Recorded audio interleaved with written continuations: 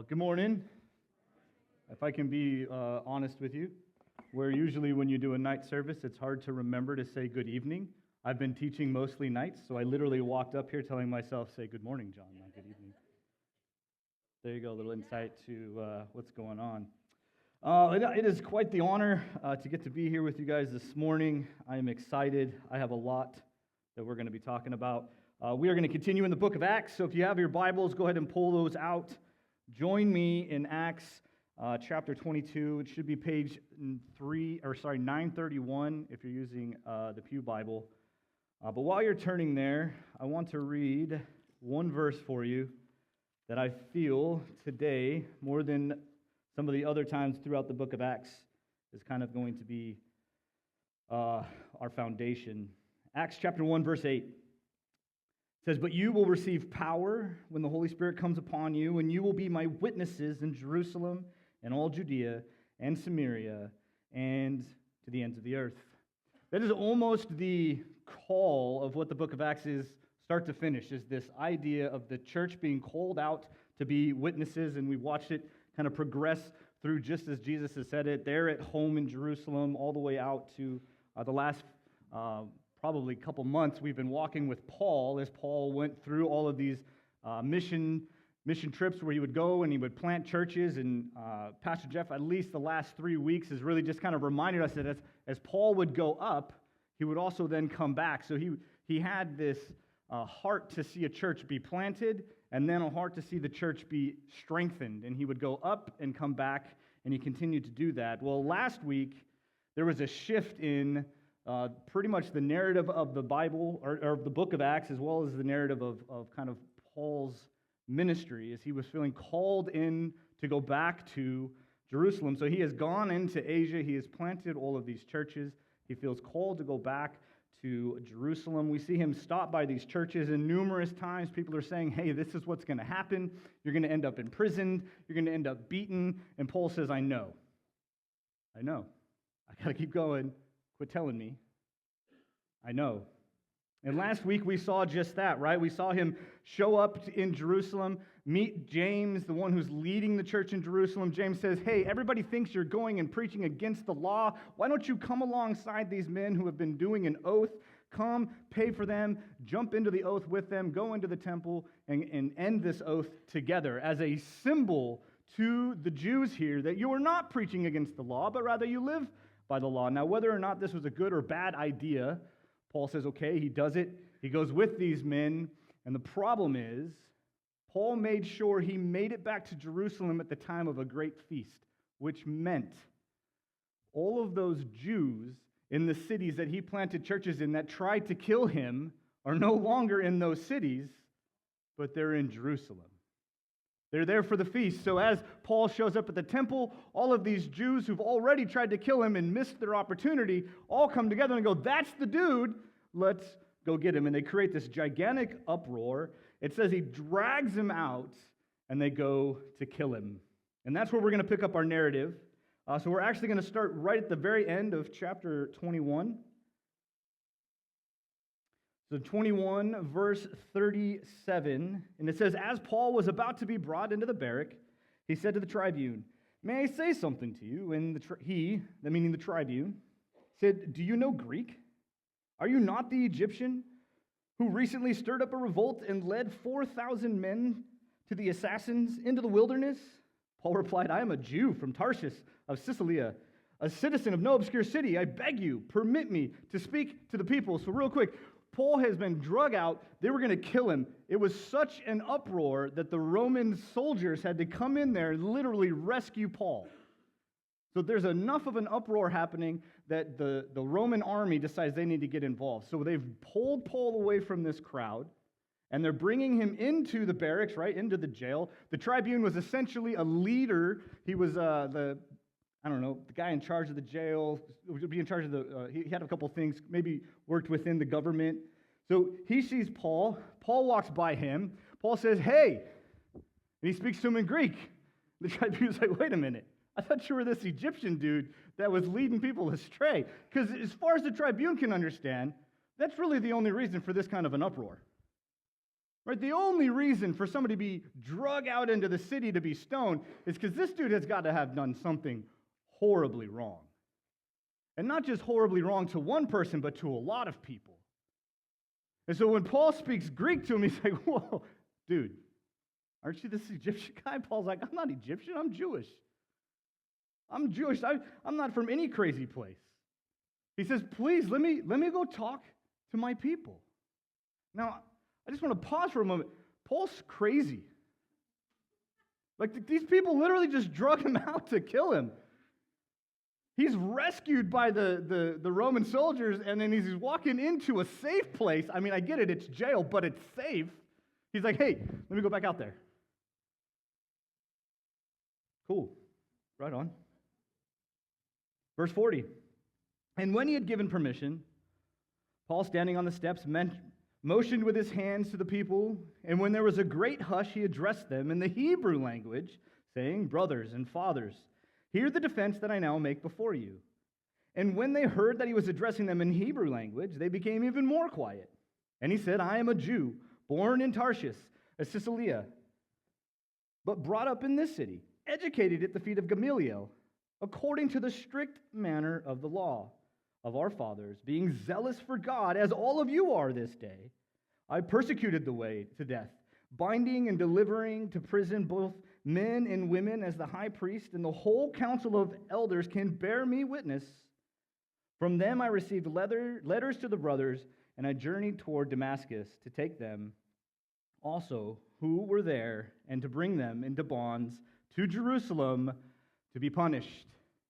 Now, I want to stop for a moment because I want you to pay attention. We're going to hear that word witness or testify to quite a bit through our next couple chapters here. That's why I read right there in Acts 1. There's a theme here about witness. That there's something about witness big happening right now. So Paul gets up there. He starts to motion to the people, right? Like, calm down. Like, I can just picture Paul like, hey, come on, guys. Quiet coyote, whatever it happens to be. Quiet down. And then so the crowd starts to quiet down, and then he starts to speak Hebrew. And here's the thing about mob mentality. A lot of times people join mob mentality having absolutely no idea what's happening. Right? There's like 15 people over here creating a ruckus, and they just join in. We are messed up people. That's the way we do things. Mob mentality, right? It's a scientifically proven thing. So there's this mob of people who probably most of them have no idea what's happening. It's just this sect of group that's caused it. He starts speaking Hebrew. Everybody's like, whoa, this dude speaks Hebrew. Why were we attacking one of our own is essentially where everybody's brain's going. Why were we attacking? And I love Paul's humility here, right? So as he starts to address them, he says, let me introduce myself to you for those of you who don't know me. He's basically giving his credibility when it comes to the Jewish nation. Look, man, I've born and raised here, guys. I was just as zealous for the law as you guys are here today, right? They're sinning, mind you, but he's meeting them in their pride right now. He's saying, hey, I was there. Right? He's kind of like that. I get it. I get your zealousness for God and his law right now. I get it, guys. I was there. He goes, what? He goes, you can ask the high priest and the whole council of elders. They'll bear witness to just how zealous I was for the law. I was so zealous for the law that I had legal rights to go into people's houses, drag them here, and have them punished. Let me tell you, if you guys want to talk about zealous for the law, I was the poster child. I was the poster child. He says, you can ask around. People knew me. People know me. Verse 6. He says, and as I was on my way and drew near to Damascus, about noon a great light from heaven suddenly shone around me. And I fell to the ground, and I heard a voice saying to me, Saul, Saul, why are you persecuting me? And I answered, who are you, Lord? And he said to me, I am Jesus of Nazareth, whom you are persecuting. Now those who were with me saw the light, but did not understand the voice of the one who was speaking to me. And I said, what shall I do, Lord? And the Lord said to me, rise up and go into Damascus, and there you will be told all that is appointed for you to do. And since I could not see because of the brightness of light, I was led by the hand by those who were with me, and I came into Damascus. So now Paul starts to tell his conversion story. He says, guys, I was just as zealous as you. I was all about it. I know exactly what you're thinking right now. I know exactly what you're feeling right now. Here's my story. I had in my hands, I was on my way. I was about to pull people into prison. I was about to punish people, kill people. I was about to do all of this. And at noon, now mind you, I love how God does it. This is a big flex for God. Tell me what time of day is brighter than noon. And God says, let me show you how bright I can be, right? That's just a flex. So it's noontime. He says it's bright outside, and all of a sudden this light comes, blinds me, puts me down on the ground. Now, I don't know how intense a light has to be to make one fall to the ground, but that's an intense light. That's an intense light. He says this intense light comes, brings me to the ground, and I'm sitting on the ground, and he goes, and I call out, okay, who is this? What's going on? And he goes, and Jesus of Nazareth tells me it's him. He says, I'm persecuting him. And you got to imagine Paul's got to be like, what am I going to do? What am I going to do? The very person that I'm going out and killing people for following has been shown up to me in such a power that it put me on the ground. What am I going to do? He says, all I can do is say, what would you have me do? And he tells me to get up and go into Damascus. But did you notice there are two terms in there? It says, those who were with me. What's Paul saying? Ask. There's people that'll tell you. There's witnesses. I didn't just have this moment on the road by myself, but I had this army of people coming with me. They all saw the light. They saw what the light did to me. They didn't hear the light, but they saw what the light did to me. And then they saw me do what the light told me to do. They had to accompany me. He says there's witnesses to what Christ has done in my life. There's witnesses. You can ask them. They were there. They knew me before, and they saw me after. There's witnesses. People can attest that what I'm saying is true. I was this, now I'm that. He continues on in his story, verse 12. It says, one Ananias, a devout man according to the law, well spoken of by the Jews who lived there, came to me, and standing by me and said, Brother Saul, receive your sight. And that very hour I received my sight and saw him. And he said, the God of our fathers have appointed you to know his will, to see the righteous one, and to hear a voice from his mouth. For you will be a witness for him to everyone of what you have seen and heard. And now, why do you wait? Rise and be baptized and wash away your sins, calling on his name. And when I had returned to Jerusalem, was praying in the temple, I fell into a trance. And I saw him, meaning Jesus, saying to me, make haste and get out of Jerusalem quickly, because they will not accept your testimony about me. And I said, Lord, they themselves know that in one synagogue after another I imprisoned and beat those who believed in you. And when the blood of Stephen, your witness, was being shed, I myself was standing by and approving and watching over the garments of those who killed him. And he said to me, go, for I will send you far away to the Gentiles. Now up to this word, they listened to him, that means the crowd, and they raised their voices and said, away with such a fellow from the earth, for he should not be allowed to live.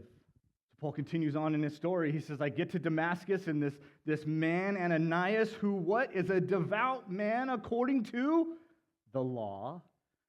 The very thing that the Jews are trying to accuse Paul of. He's like, let me just be real honest with you.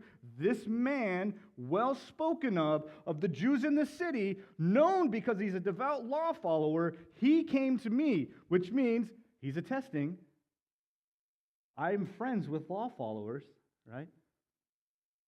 So the thing that they're trying to get Paul on is that he's teaching against the law. That's their whole thing, is this man's good teaching against the law. And Paul just keeps bringing out all of these proofs. I'm not against the law, not against the law, right? He's saying I'm about the fulfillment of the law in Jesus, right?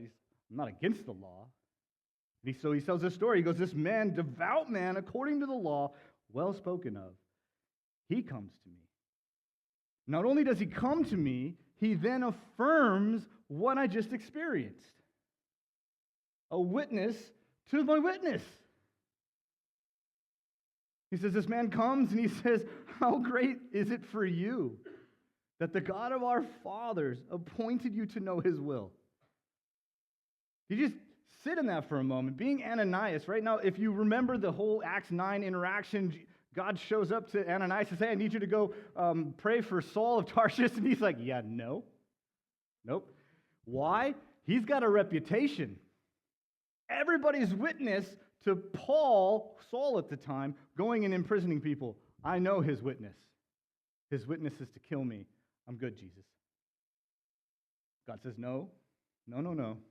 He's a new witness. He's a new witness. He was this, but he's going to be this. He was persecuting my people, but he will not any longer. He's a new witness. So Ananias comes, he prays for him, his eyes begin to be seen, he gets baptized, and then we get this little snippet of after Paul has been given this new call, right? Now remember the zealousness. Here's the thing about Paul is he's zealous. He was zealous for the law, and he's now just as zealous for the gospel. The person of Paul did not change in his zealousness. His focus of his zealousness changed, but the person of Paul is still quite the zealous Paul. If you read any of his letters, he is quite zealous in his wording. So the person Paul is the one God's called to this witness. It's his witness. No one else could do what Paul's going to do. It's Paul's. Just as you and I, our witness, no one can do our witness but us. We're called to our witness. That's just the reality of things. So Paul, in his zealousness, right? Like he just had everything in his world, everything that he was so zealous for, ready to murder for, completely turned upside down. He was ready to murder people on behalf of the law. He then gets this realization that there's a fulfillment of the law. There's a better situation. There is a understanding of the law that is new now. What does Paul want to do but tell people about it? And where is Paul from? Jerusalem. Who does Paul love? The Jews. So his natural is like, I'm going to go back to Jerusalem. He gets back to Jerusalem. He's sitting there in the temple praying. And my assumption is there's some sort of prayer around, Lord, let me make mighty things in churches. Let me preach the gospel. I can only imagine he's praying all of these million different things. And then Jesus says, I need you to leave. Paul's like, whoa, I just got here. I mean, I don't know how long he's there, right? But he's like, whoa. He's like, they're not going to accept your testimony, your witness. They're not going to accept it. And he's like, wait, hang on, man. Nobody in this city doesn't know who I am. There's not one person in this city that doesn't know Saul of Tarsus. I have letters from high priest. I sat under one of the most sought-after rabbis. He's like, there's no way people don't know my witness. Let me give them the new one. And Jesus says, no, you've got to go. Why? Because he's going to go to the Gentiles. His witness has got to go this way first. And then we see all of these churches planted, right? Most of the New Testament after that is Paul writing back to these churches that were planted in Gentile lands. I think God had an idea what he was doing, right? So, up till this point, the crowd is probably captivated to what Paul's talking. They're probably, whoa, that's insane. That's crazy. And then the minute Paul says, and they sent me to the Gentiles, that's it, get them out of here. Get them out of here. They say this, it says, away with such a fellow from the earth, for he should not be allowed to live. That's a response, guys. Now, but I just want to kind of put this out there because we'll unpack this a little bit more later. But what is happening to Paul right now should be reminiscent of a big story for us. There's this crowd of Jews that are calling for the death of Paul because they don't like what he's saying because he's speaking against the law. Does that sound familiar? A little bit, right? So this crowd then attacks, right? They're like, that's it, get him out of here. Verse 22 says, up to this word, they listened to him. Then they raised their voices and said, "Away with such a fellow from the earth, for he should not be allowed to live." And as they were shouting and throwing off their cloaks and flinging dust in the air, the tribune ordered him to be brought into the barracks, saying that he should be examined by flogging to find out why they were shouting against him like this. So a couple things here real quick. Flogging, that's a rough way to find the truth. The tribune's like, you know how to get him to talk? Let's make him hurt. Who else was flogged that they might give answers? Okay, that's it. That's the only sneaker I'm going to give you. So he says, I'm going to put him there. I'm going to flog this guy because that's how I'll find out who he really is. He says, because what he's saying in front of these people makes no sense for this uproar. The tribune cannot comprehend why what Paul is saying is creating such an uproar. He's like, so I got to figure out who this guy is. I'm going to flog him. Verse 25.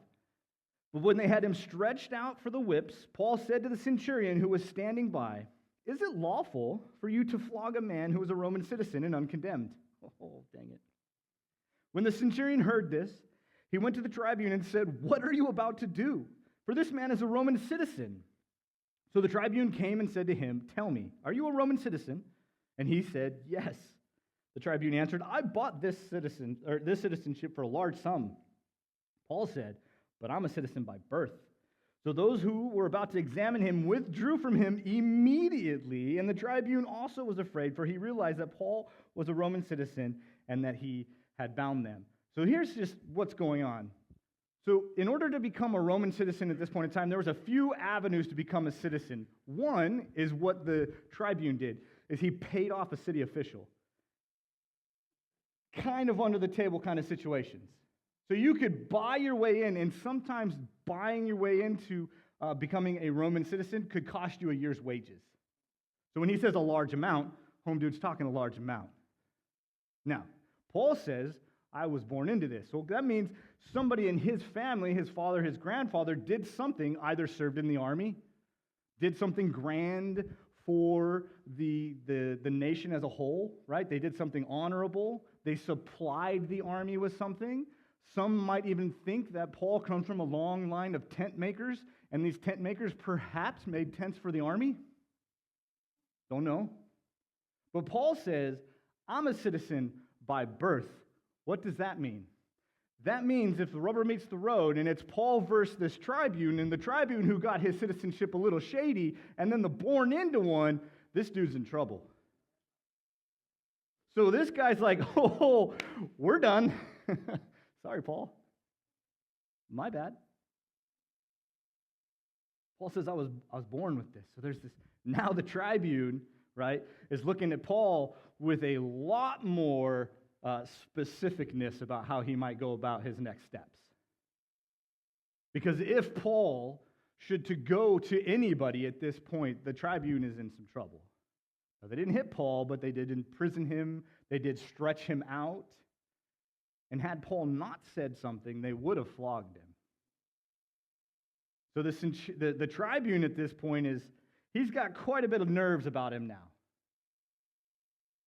But there's something to kind of pick up on here. Paul was a Jew of Jews, so that his witness could not be refuted in Jerusalem. And yet, he happens to be a Roman citizen, which here essentially saves his life.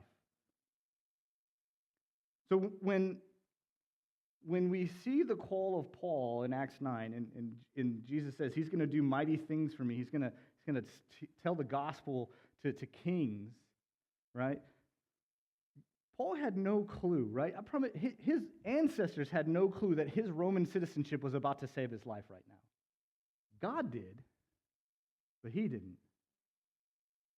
So we kind of get this sovereign picture of God just kind of overseeing this witness from afar, making moves long before they ever needed to be made, but it's just there. Just this kind of overarching thing. So the tribune's like, okay, we're going to take a little bit more time. We're going to work this through. Verse 30 says, but on the next day, desiring to know the real reason why he was being accused by the Jews, he, the tribune, unbound him and commanded the chief priests and all the council to meet, and he brought Paul down and set him before them. That should sound a little familiar as well. Roman official looking at Paul saying, I don't understand what's going on. I need you guys to come here and explain to me what's wrong with this guy. Sound familiar? Okay, good. Verse 1 and 23. It says, "And looking intently at the council, Paul said, 'Brothers, I have lived my life before God in all good conscience up to this day.' And the high priest, Ananias, commanded those who stood by him to strike him in the mouth." Sound familiar? "Then Paul said to him, 'God is going to strike you, you whitewashed wall. Are you sitting to judge me according to the law, and yet contrary to the law you order to me to be struck?' Those who stood by said, 'Would you revile God's high priest?' And Paul said, 'I did not know, brothers, that he was the high priest. For it is written, you shall not speak evil of the ruler of your people.'" So here we just set the scene. Tribune's like, I am not taking the fall for this one. Calls the council of the Jews in, all of the rulers of the synagogues and stuff, calls them in and says, okay, I need you to tell me what this man did so horrible that you're calling for him to be killed. I need you guys to come do that. Cool, you're going to come that. So next day, we're talking, poor Paul's had a rough 3 days right now, right? We're like 3 or 4 days worth of this whole scene opening up. So the council comes. Paul stands before the council, and what does he do but call out his witness one more time? "I've lived my life before God in all conscience up to this day." Paul says, look, I have hid nothing. I've hid nothing from anything. I haven't had backroom stories. I've gone into synagogues and preached the gospel. I've gone into cities and preached the gospel. I've gone into Greece and stood in the yep, that one. Right? In front of thousands of people. I've said everything I'm going to say in front of everybody. There are millions of witnesses out there that will tell you what I've been doing. He says, so tell me, what have I done?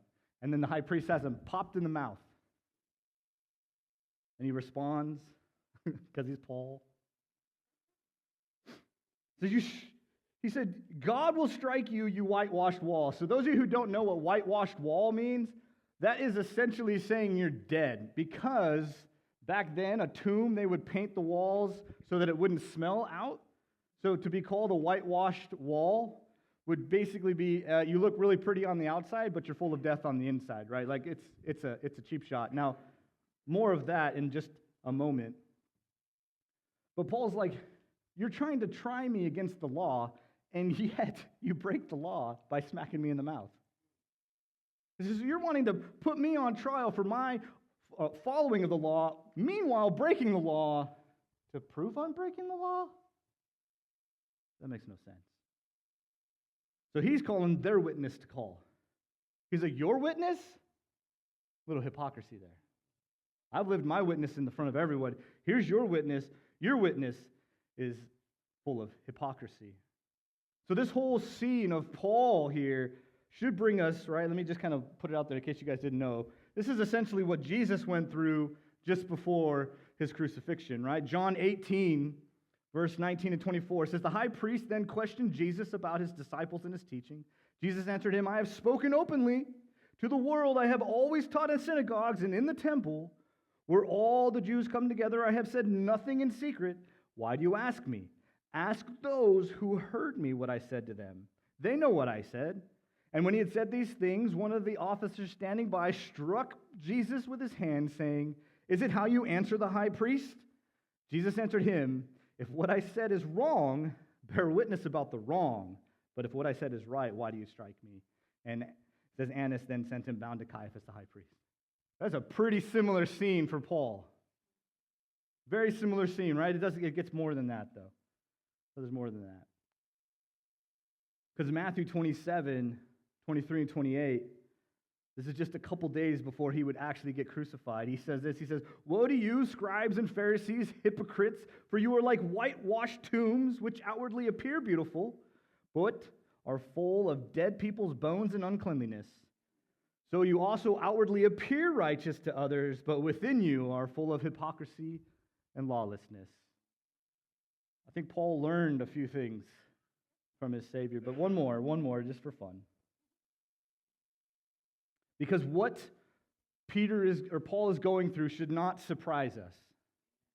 John 15, 8 to 21, this is Jesus speaking. He says, if the world hates you, know that it has hated me before it hated you. If you were of the world would love you as its own, but you were not of the world. But I chose you out of the world, therefore the world hates you. And here it is, remember the word that I say to you, a servant is not greater than his master. If they persecuted me, they will also persecute you. If you kept my word, they will also keep yours. But all these things they do to you on account of my name, because they do not know him who sent me. So we need to just pause for a moment, because this scene of Paul is just too similar for the scene of Jesus. And now Paul is standing by his witness. Paul has continuously called the people to go back to his witness. Go back to what I've said. Go back to where I've been. Go ask people what I've said. Go ask people what I've done. The same as Jesus, right? Jesus says, look, I went to the temples and I preached to everybody. I didn't hide and tell things in secret. No, I told everything in the open. If you want to know what I said, ask the people that were there. Because my witness is what matters here. So for us, we have to take heed here, maybe, and just kind of tether ourselves to a little bit of gospel pillars. Because for us, it's a little different, right? Christians in America will probably not be arrested and punched in the mouth. For us, our witness looks a little different. But Jesus gives us the insight to that and what our witness should look like, right? And that is, we cannot expect the world to love us. We can't expect it to. We can expect the world to hate us. We cannot expect that the world will agree with or support the decisions we make in the light of Christ and the gospel. We can expect that the world will push back against us and try and force us to leave our convictions. I think that is where we live heavy. Because we should be working towards being different than the world. We should not be trying to look like the world. The American church loves to say we're the same. And where we're the same in areas, that's not what people are hearing, right? The witness of the American church is, have a little bit of Jesus on your life. Just get a little bit extra.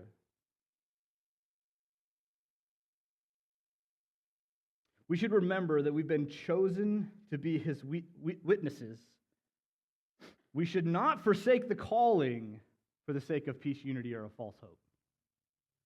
I think that's where our call is in witness.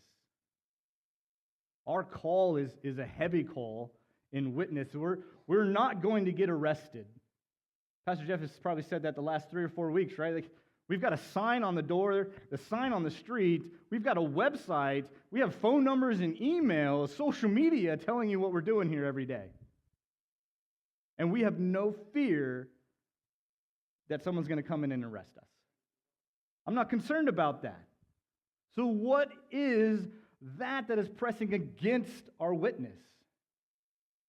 Well, I think honestly, to God's grace and glory, our call to worship in Ephesians.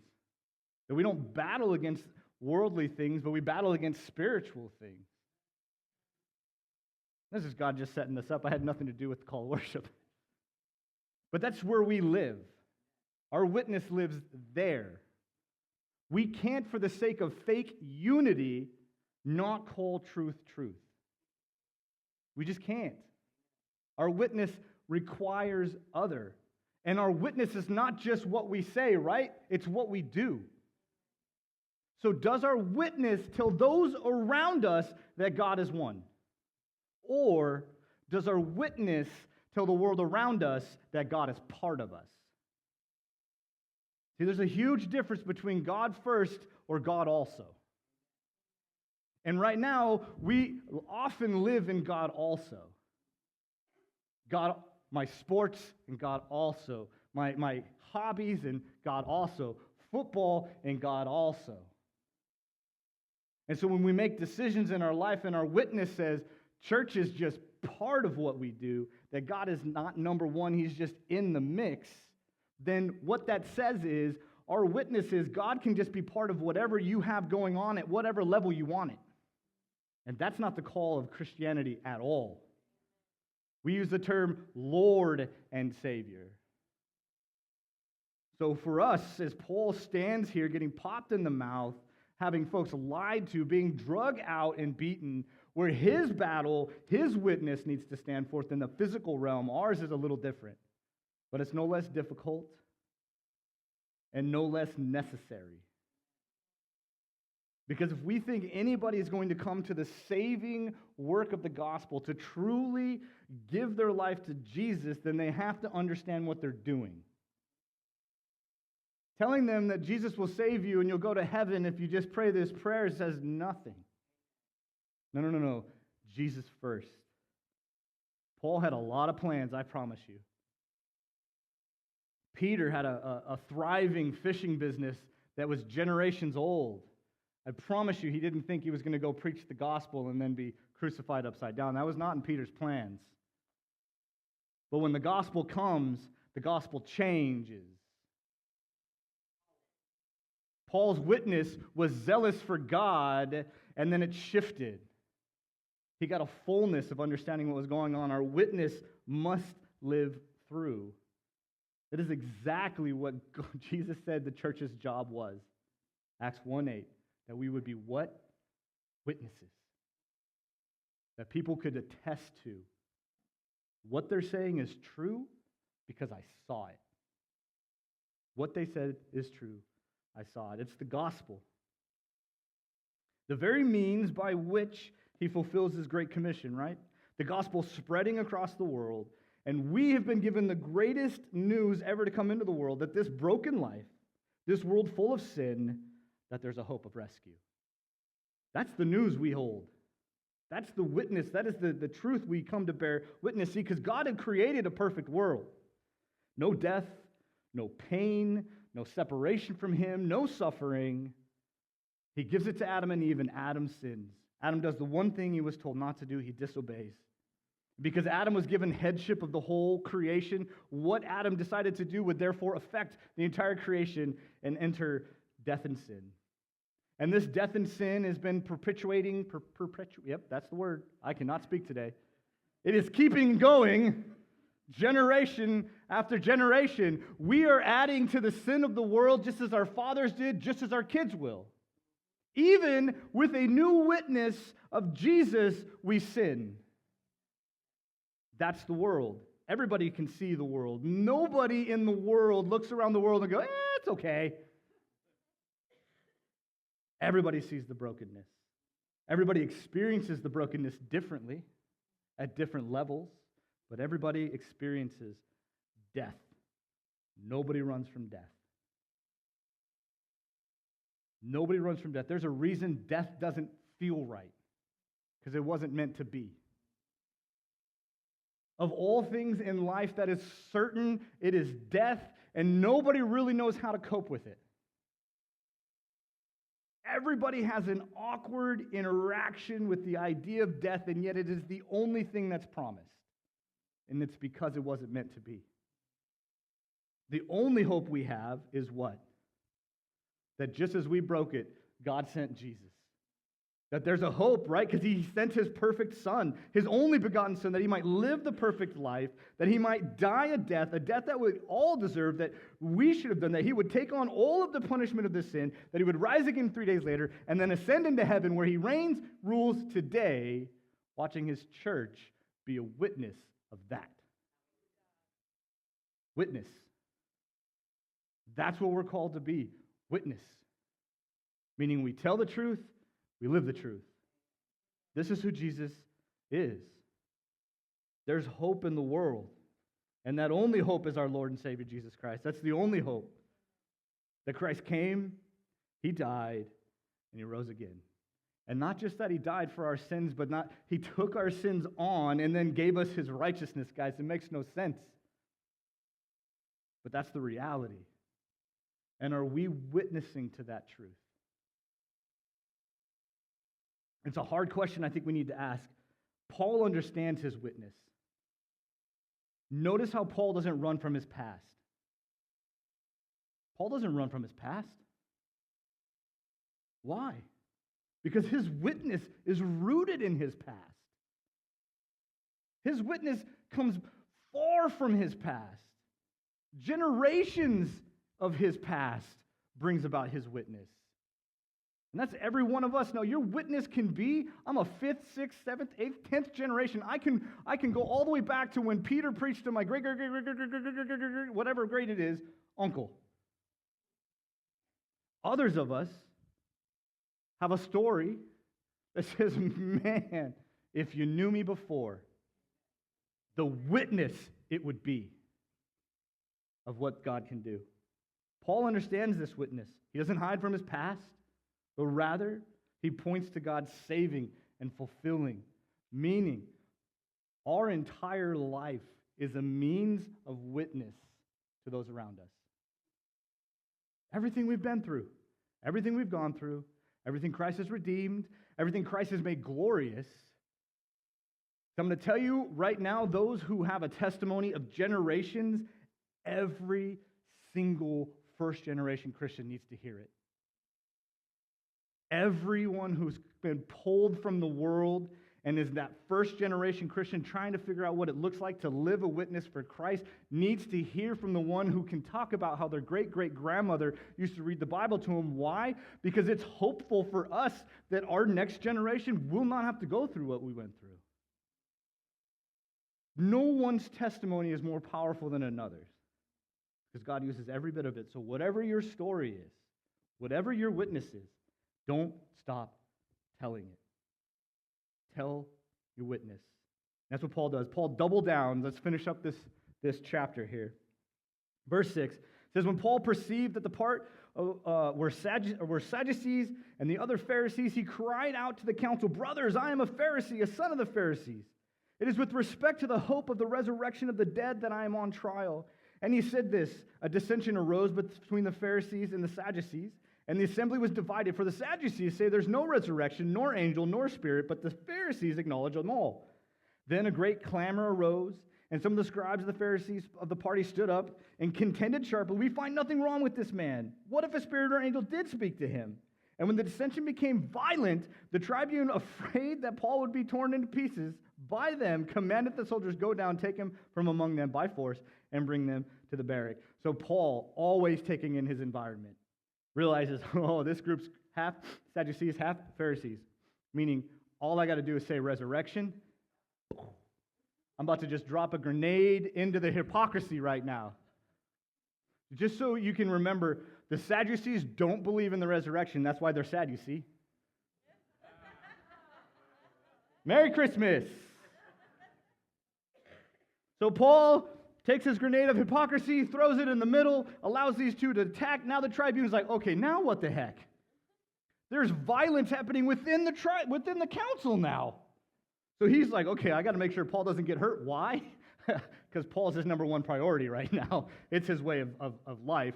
So it says it goes down, gets Paul. And then it says, verse 11 says, the following night the Lord stood by him and said, take courage. For as you have testified to the facts about me in Jerusalem, you must also testify in Rome. So Paul, in the middle of all this, I mean, he's human. He's got to be like, okay, I'm over this. Jesus shows up and says, okay, take courage. I'm with you.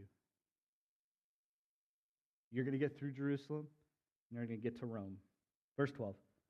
When it was the day, the Jews made a plot and bound themselves by an oath, neither to eat nor drink till they had killed Paul.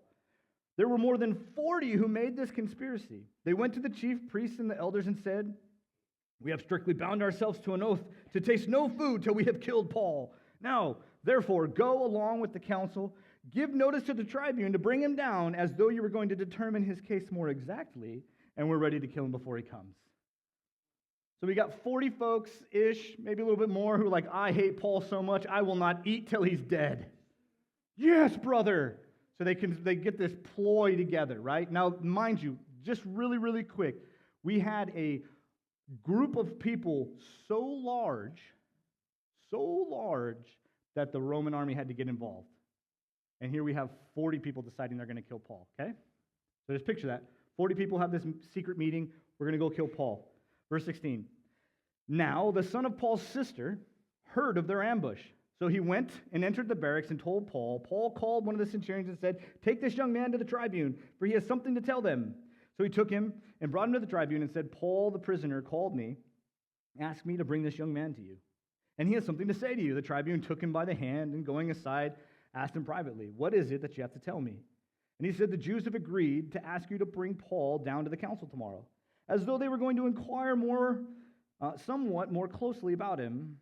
But do not be persuaded by them, for more than 40 of their men are lying in ambush for him, who have bound themselves by oath to neither eat nor drink till they have killed him. And now they are ready, waiting for your consent." So the tribune dismissed the young man, charging him, "Tell no one that what you have informed me of these things."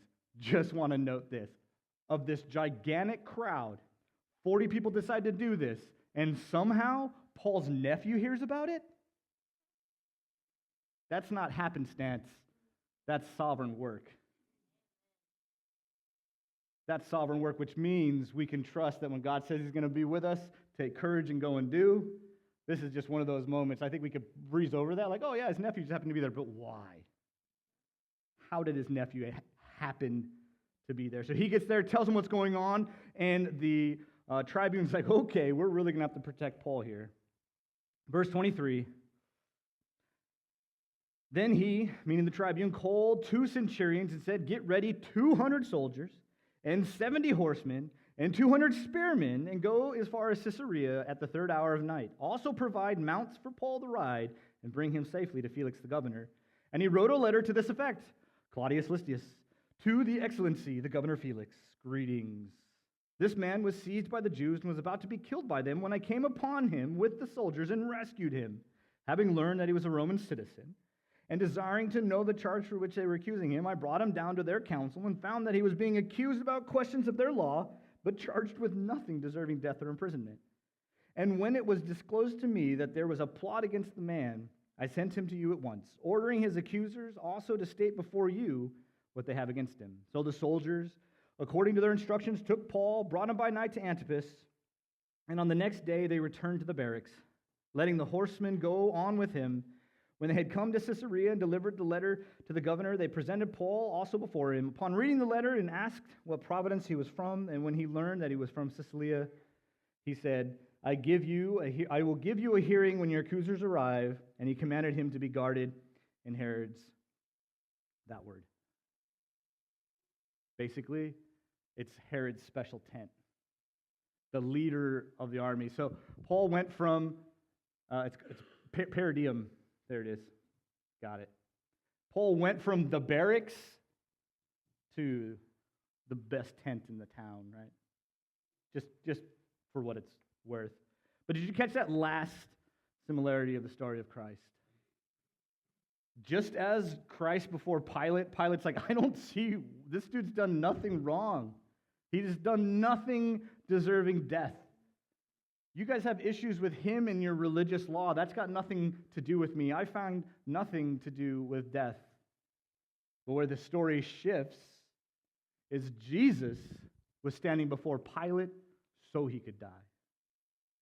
Paul is standing before the tribune so that he might go and tell the witness.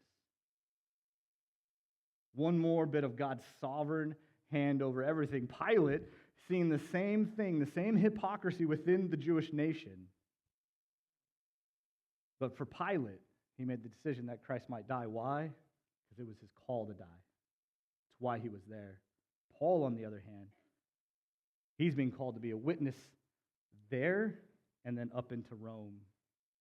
Which means, spoiler alert, next week he's not going to die. So you know. Sorry. So some applications as we talk about witness, as we watched Paul's witness stand firm, as we watched Paul call back and say, remember my past and my witness here to my new witness here upon Christ, as Paul continued to push through, ask people about how I've lived, and let that be what reigns true. Some applications around the idea of our witness. What is our work for witness? For myself, I need to be better at looking different from the world in my day-to-day life. It is very easy to look Christian at church. It is easy to look Christian when you're doing ministry. It is not easy to look Christian on the freeway. I use that a lot, but it is my sore spot. And I'm bivocational, so I work with knuckleheads. And there are many days that I know I am not making a good witness for Christ. And a lot of times I find myself justifying it. So for me, I need to be like Paul. I need to be willing to be popped in the mouth. I need to be willing to let it hurt that my witness be told.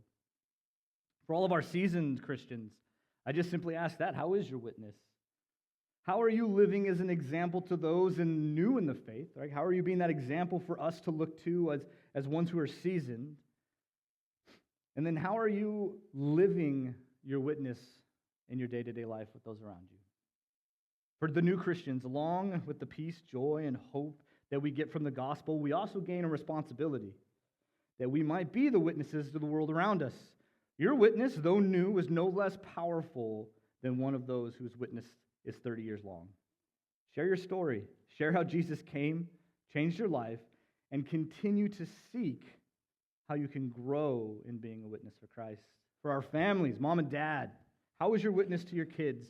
Would your kids consider your priorities to be for God first or God also?